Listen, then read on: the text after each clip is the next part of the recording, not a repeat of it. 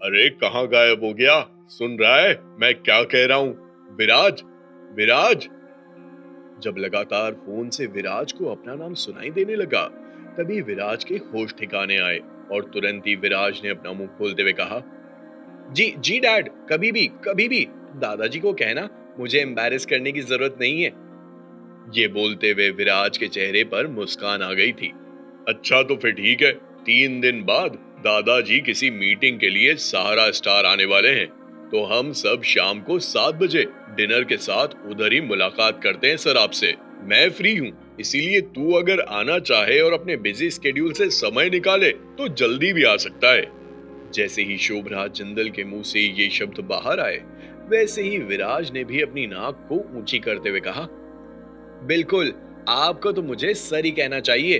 अपने बेटे को उल्लू बनाते हो, कॉल करके बोलते हो कि मैं आ रहा हूँ और आने का कोई नामो निशानी नहीं। जब कॉल करो तो पिताजी व्यस्त हैं। ये सही है। अब हम आपके सर भी व्यस्त हैं। नालायक, तू नहीं सुधरेगा। मेरी बिल्ली मुझे ही म्याऊं म्याऊं कर रही है।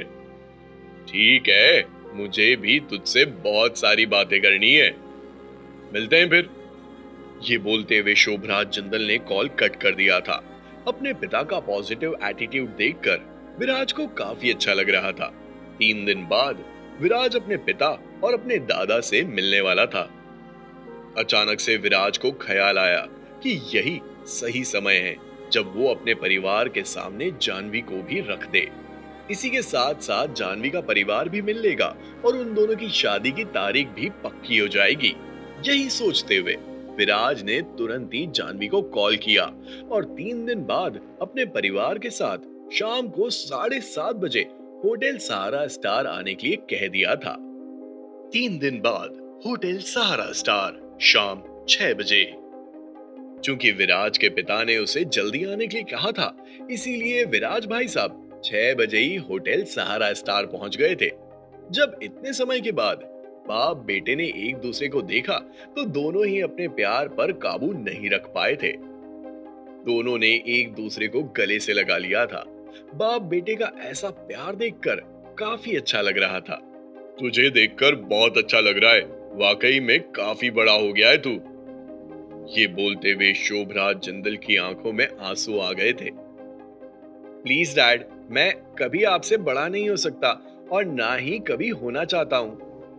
विराज ने प्यार के 2 बोल कहकर शोभराज जिंदल को और रुला डाला था।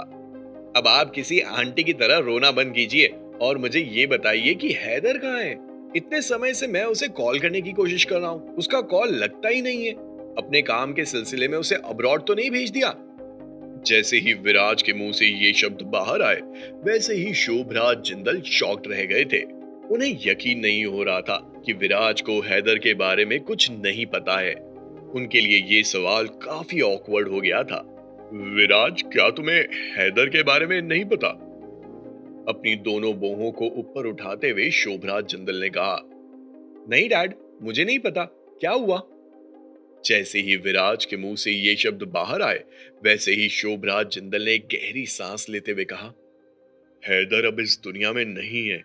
ये मत पूछना कब और कैसे, क्योंकि हर सवाल के जवाब नहीं दिए जाते। बस इतना याद रखना, everything is fair in love and war. उसका परिवार सेफ है और मैंने उन्हें हमेशा के लिए यूएस भेज दिया है। जैसे ही विराज को हैदर की खबर मिली, वैसे ही विराज के चेहरे पर 12 बज गए थे। विराज हैदर के एहसान कभी नहीं भूल सकता था। खैर, अब विराज के पास हैदर की कब्र पर जाकर 2 फूल चढ़ाने के अलावा और कुछ भी नहीं बचा था। विराज के मुरझाए चेहरे को देखकर तुरंत ही शोभराज जिंदल ने टॉपिक बदलते हुए कहा, तू जानना नहीं चाहता कि मैं तुझसे मिलने क्यों नहीं आया? समय के साथ चलते हुए विराज ने मन ही मन हैदर के लिए दुआ मांगी और धीमी आवाज में कहा, जी बताइए, क्यों नहीं आए? उस दिन जब तू जिंदल परिवार की दी हुई कंडीशन पर खरा नहीं उतर पाया, तो मैंने तुझे सिर्फ हारते हुए नहीं देखा, बल्कि तुझे टूटते हुए भी देखा था। मैंने तेरी आंखों में गहरा दर्द देखा था। उस समय तुझसे बात करने का कोई फायदा नहीं था। वो तेरा दुख मनाने का दिन था और मैं तुझे उस सिचुएशन से बाहर आने के लिए टाइम देना चाहता था, इसीलिए मैंने भी कोई जल्दीबाजी नहीं दिखाई। लेकिन तेरी याद ने मुझे हमेशा बांधे रखा। एक दिन मैंने सोचा कि तुझसे मिला जाए, इसलिए मैंने तुझे कॉल किया और कहा कि मैं आ रहा हूं। लेकिन मेरे मन में एक कसक थी कि कहीं मेरे मिलने से तू और कमजोर ना पड़ जाए। मैं चाहता था कि तू आगे बढ़े, अपनी गलतियों से सीखे। मैं खराब समय में तेरे कंधे पर हाथ नहीं रखना चाहता था।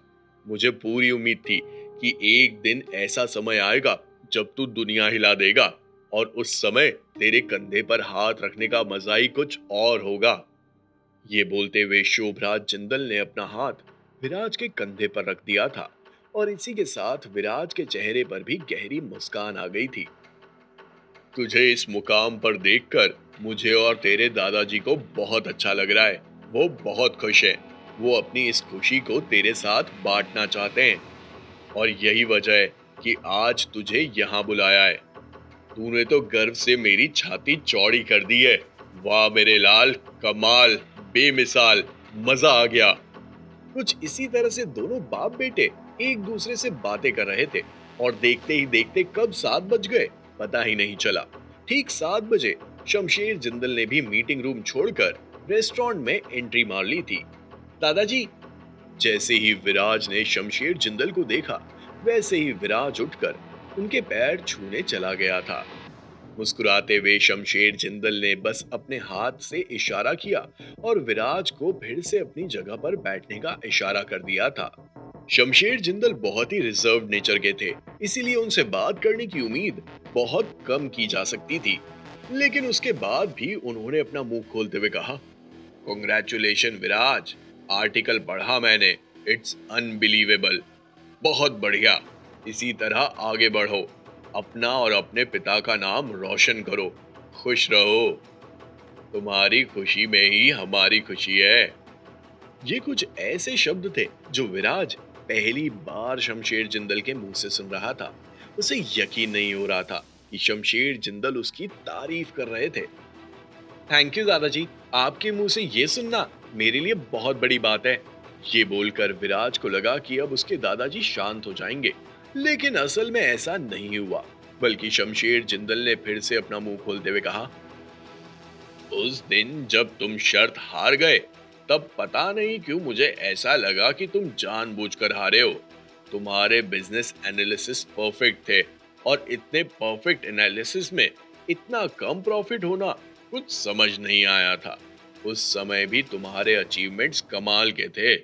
मुझे पूरा यकीन था कि ये लड़का आज नहीं तो कल एक चमकता हुआ सितारा बनेगा।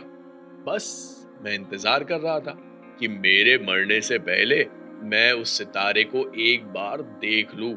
भले ही वो सितारा प्रोफेशनली मेरी जगह नहीं ले पाएगा, लेकिन उस सितारे ने मेरे दिल में जो जगह ली है, उस जगह का कोई भी हकदार नहीं है। और आज उस सितारे को अपने सामने देखकर मन खुश हो गया।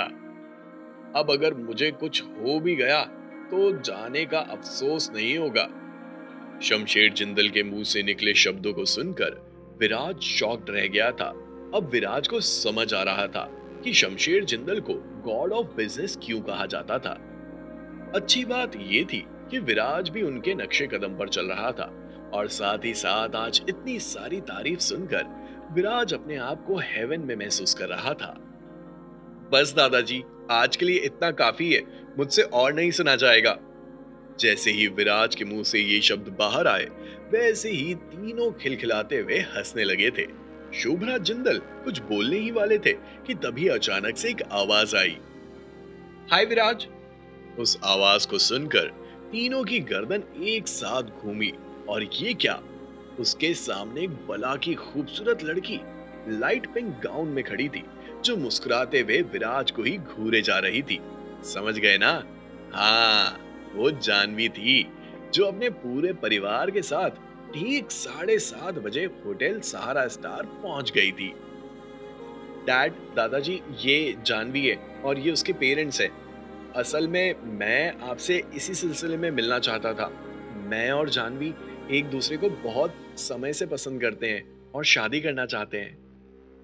अभी विराज ने अपने और जानवी के बारे में बताना शुरू ही किया था कि तभी शमशेर जिंदल ने बीच में टोकते हुए कहा, क्या तुम दोनों शादी करना चाहते हो? ये बोलते हुए शमशेर जिंदल ने शोभराज जिंदल की ओर देखा और उन दोनों के ही फेशियल एक्सप्रेशंस बदल से गए थे। ये देखकर विराज को कुछ अजीब लगा। धीमी आवाज में विराज ने कहा, जी जी दादाजी। विराज के मासूम अंदाज और चेहरे को देखकर शमशेर जिंदल और शोभराज जिंदल दोनों ही फूट फूट कर हंसने लगे थे। विराज, जब सब कुछ तय ही कर लिया है तो हम बूढ़ों से क्या पूछना। एक्सेप्टेड। जैसे ही विराज को अपने परिवार की तरफ से हरी झंडी मिली, वैसे ही विराज की खुशी का ठिकाना नहीं था। दोनों परिवार एक दूसरे से बात करने लगे और सहारा स्टार में जायकेदार डिनर करते हुए अगले महीने की 10 तारीख को विराज और जानवी की शादी की डेट तय की जा चुकी थी। एक तरफ विराज और जानवी की शादी की तैयारियां जोरों शोरों से चल रही थी, तो दूसरी तरफ एक आग उठती हुई नजर आ रही थी। What the hell is this? ये बोलते हुए सनी ने द मुंबई मिरर में छपे विराज के आर्टिकल को जोर से नताशा की टेबल पर मारते हुए गुस्सा निकालने की कोशिश की। एक्सक्यूज मी, ये क्या बदतमीजी है? जैसे ही नताशा के मुंह से ये शब्द बाहर आए, वैसे ही सनी ने फिर से अपना मुंह खोलते हुए कहा, ओह ये बदतमीजी है? तो ये आर्टिकल क्या है? कहां गया अब तुम्हारा दिमाग? कहां गई अब तुम्हारी अनसीन आर्मी? क्या हुआ अब? हार मान ली क्या? तुम्हें नहीं लगता कि तुम्हें फिर से अपना जलवा दिखाना चाहिए? ऐसे बैठे रहने से क्या होगा? तुम मुझे सिखाओगे कि मुझे क्या करना चाहिए और क्या नहीं? Mind your language Sunny. मुझे अच्छे से पता है कि मुझे क्या करना है। अब मुझे कुछ भी नहीं करना है। मुझे सिर्फ और सिर्फ जिंदल परिवार की कुर्सी चाहिए थी, जो मुझे मिल चुकी है। मुझे विराज के साथ जो करना था, उसका जो बिगाड़ना था, वो मैं बिगाड़ चुकी हूँ। अब मुझे उससे कोई मतलब नहीं है, क्योंकि उसका दिमाग बिजनेस के मामले में बहुत तेज चलता है। मैंने उसे एक बार बर्बाद किया, लेकिन वो मुझे बार बार बर्बाद कर रहा है। मेरा बिजनेस डाउन हो रहा है। आज अगर मैंने फिर से उस पर हमला किया, तो पता नहीं जब अगली बार वो आएगा तो उसके तूफान में शायद मैं जिंदल ग्रुप को बचा ही नहीं पाऊंगी। मुझे ऐसा रिस्क नहीं लेना है। वो अपने रास्ते, मैं अपने रास्ते। जैसे ही नताशा के मुंह से ये शब्द बाहर आए, वैसे ही सनी गुस्से में और कुछ भी बोलना चाहता था, लेकिन नताशा ने उसे बोलने का मौका नहीं दिया और तुरंत ही उस पर एक बम फोड़ते हुए बोली, और अब तुम भी अपने रास्ते। मलेशिया वाली कंपनी को मैं बेच रही हूँ। अब तुम्हारा वहां कोई काम नहीं है। तुम अपने लिए कुछ और देख सकते हो। मेरे पास अब तुम्हें देने के लिए कुछ नहीं है। तुम जा सकते हो। एक ही झटके में नताशा ने सनी को ये रियलाइज करवा दिया कि उसने विराज के साथ धोखा करके बहुत गलत किया। आज सनी फिर से रोड पर आ गया था और अब तो उसे विराज का साथ भी नहीं मिलने वाला था। एक तरफ सनी और नताशा बिजनेस और बिजनेस की चालबाजी में अलग हो गए थे, तो दूसरी तरफ अगले महीने की 10 तारीख को बहुत ही धूमधाम से विराज और जानवी हमेशा के लिए एक हो गए थे। बहुत ही धूमधाम से उन दोनों की शादी हुई और यकीन मानिए,